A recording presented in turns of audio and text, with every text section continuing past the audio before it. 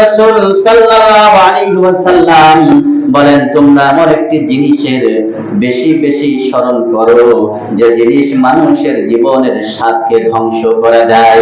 আল্লাহর নবী সাল্লাল্লাহু আলাইহি ওয়াসাল্লাম বলেন, আকসিরু যিকরাহা বিমিল্লাকাতিল মাউত, তোমরা বেশি বেশি করে মৃত্যুকে স্মরণ করো, কেননা এই মৃত্যু দুনিয়ার মানুষের স্বাদকে ধ্বংস করে দেয়।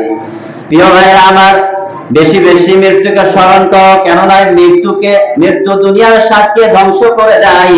একজন গরিব মানুষ যে আছে, সে চিন্তা করে, আমি যে ফসল ফলিয়েছি, এই ফসল ঘরে উঠাবো, আমার কষ্ট দুঃখ দূর হয়ে যাবে, আমার স্ত্রী সন্তান আদিকে নিয়ে সুখী শান্তিতে আমরা বসবাস করবো, দিন কাটাবো, ঠিক কিনা?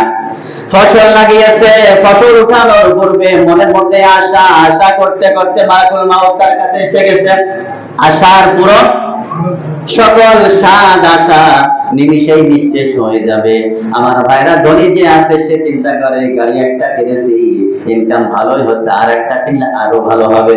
বাড়ি একটা দিয়েছে, আলোক দিয়ে মাগুরা দিতে পারলে ভাড়া আরো বেশি পাওয়া যাবে। বিল্ডিং একটা করেছি, একতলা করেছি, দোতলা করলে ভাড়া দিতে পারলে আরো বেশি হবে।